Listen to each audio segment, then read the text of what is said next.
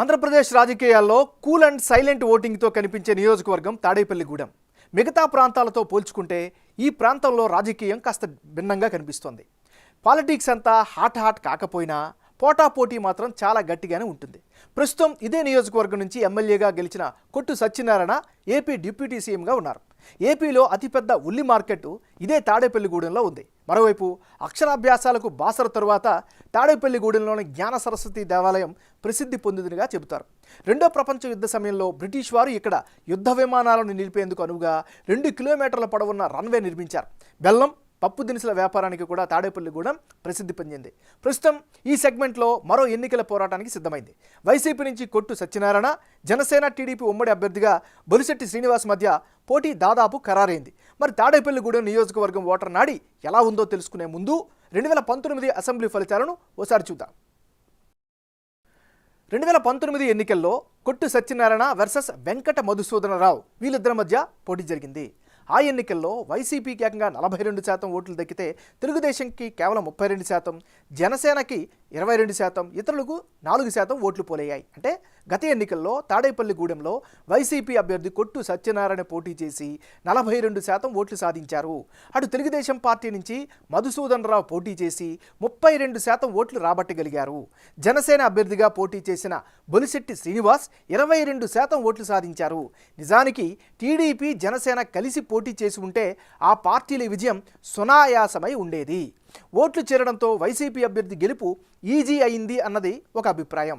మరి ఈసారి ఎన్నికల్లో తాడేపల్లి సెగ్మెంట్లో రాజకీయం ఎలా ఉండబోతుందో big TV exclusive detailed election సర్వేలో వెల్లడైన అభిప్రాయాలను ఇప్పుడు పరిశీలిద్దాం.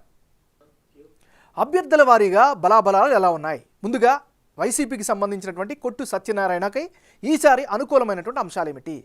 డిఎస్పీ డివిజన్, రెవెన్యూ డివిజన్ ఏర్పాటు చేయడం వల్ల ఇది ఖచ్చితంగా పొలిటికల్గా ప్లస్ అయ్యే అవకాశం ఉంది. కొట్టు సత్యనారాయణకి మైనస్ అయ్యేటటువంటి అంశాలు ఏమైనా ఉన్నాయా అని కనుక పరిశీలిస్తే తాడేపల్లిగూడెంలో రోడ్లు సరిగ్గా లేకపోవడంతో జనం అయితే నానా అవస్థలు పడుతున్నారు. ఇది ఖచ్చితంగా నెగిటివ్ అయ్యే అవకాశం. సరైన సంఖ్యలో తాగునీటి స్టోరేజ్ ట్యాంకులు కూడా లేకపోవడంతో ఆయా ప్రాంత ప్రజలు చాలా ఇబ్బందులు పడుతున్నారు. వాటర్ ట్యాంకులు కడుతామని హామీ ఇచ్చినా ఆ హామీ నెరవేరకపోవడం కూడా రేపొద్దున్న వాళ్ళకి గ్రౌండ్లో ఇబ్బంది పడే అవకాశం కనిపిస్తుంది. మరోవైపు మిగతా వాళ్ళతో పోల్చుకుంటే ఈయన గ్రౌండ్లో ఆశించిన స్థాయిలో యాక్టివ్గా లేరు అనేటువంటి అభిప్రాయం కూడా వినిపిస్తుంది. ఇది ఈయనకి సంబంధించినటువంటి ప్లస్లు మైనస్లు. జనసేన పార్టీకి చెందినటువంటి నాయకుడు బొలిశెట్టి శ్రీనివాస్. మరి బొలిశెట్టి శ్రీనివాస్కి అనుకూలమైనటువంటి అంశాలు ఏమిటి? గత ఎన్నికల్లో ప్రధాన పార్టీలను సమర్థవంతంగా ఎదుర్కొన్నారు. స్థానికంగా మంచి బలం ఉన్నటువంటి నాయకుడు. ఇది ఆయనకి కలిసి వచ్చే అంశం. ఇక తెలుగుదేశం జనసేన పొత్తుతో మరింత బలం చేకూరింది అని చెప్పుకోవచ్చు. మరోవైపు నియోజకవర్గంలో బాగా యాక్టివ్గా ఉంటారు, ప్రజల్లో మమేకమవుతున్నారు. పార్టీలో చేరికలను కూడా చాలా ప్రోత్సహిస్తున్నారు, బలోపేతం చేస్తున్నారు. ఇంకా పార్టీల పరంగా చూస్తే జనసేన తెలుగుదేశం పార్టీ ఉమ్మడి అభ్యర్థిగా గెలుస్తారు అనేటటువంటి అభిప్రాయం జనంలో అయితే కనిపిస్తోంది. మరోవైపు సామాజిక సేవా కార్యక్రమాలు ఈయనకి చేస్తూ వస్తున్నారు. ఇది అదనపు బలంగా కూడా చెప్పుకోవచ్చు. ఇది ఈయనకి సంబంధించినటువంటి గ్రౌండ్ రియాలిటీ. ఈ నియోజకవర్గంలో కులాల వారీగా ఉండే బలాలు ఎలా ఉన్నాయి, పొలిటికల్గా ఎలాంటి మద్దతు ఉందో కనుక పరిశీలిస్తే ఈ నియోజకవర్గంలో కాపు సామాజిక వర్గం అత్యధికంగా 38% మంది ఉన్నారు. ఎస్సీలు 19%, గౌడ్స్ 17%, యాదవులు 10%, వైశ్యులు 6%, ఒడ్డరి కులస్తులు 5% మంది నివసిస్తున్నారు. అంటే తాడేపల్లిగూడెంలో కాపు సామాజిక వర్గ ప్రజలు బలంగా ఉన్నారు. ఇక్కడ కాపుల్లో 35% మంది వైసీపీకి, 55% మంది జనసేన టీడీపీ ఉమ్మడి అభ్యర్థికి, 10% మంది ఇతరులకు మద్దతు ఇస్తామని బిగ్ టీవీ సర్వేలో తమ అభిప్రాయంగా చెప్పారు. కాపు నేస్తం వంటి పథకాన్ని వైసీపీ సర్కారు అమలు చేస్తున్నా ఈసారి ఎన్నికల్లో తమ ఓటు జనసేన టీడీపీకే అన్నది మెజారిటీ కాపులు చెబుతున్న మాటగా వినిపిస్తోంది. అటు ఎస్సీల్లో 45% మంది వైసీపీకి, 45% మంది టీడీపీకి, 10% మంది ఇతరులకు మద్దతు ఇస్తామని చెబుతున్నారు.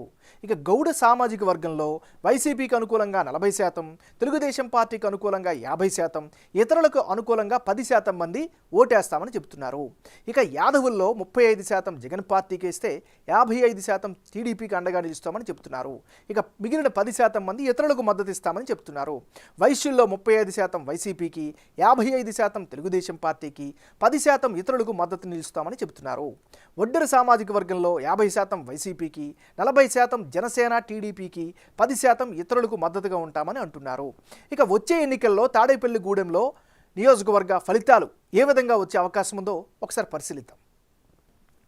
కొట్టు సత్యనారాయణ వర్సెస్ బొలిశెట్టి శ్రీనివాస్, వీళ్ళిద్దరూ బరిలోకి దిగిన పక్షంలో వైసీపీకి 42% ఓట్లు దక్కే అవకాశాలు కనిపిస్తున్నాయి.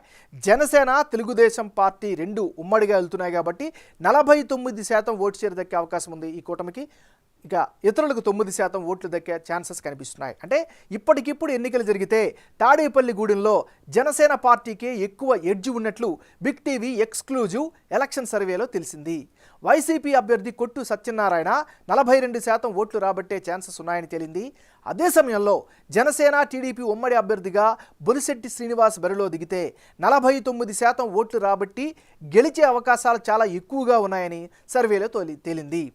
బొలిశెట్టికి జనంలో ఉన్న మంచి ఇమేజ్, గత ఎన్నికల్లో ఓడిపోయిన సానుభూతి, జనసేన తెలుగుదేశం పార్టీ పొత్తులు ఇవన్నీ బొలిశెట్టి శ్రీనివాస్ గెలుపుకు సునాయాసం చేస్తున్నట్లు జనం అభిప్రాయంగా తేలింది.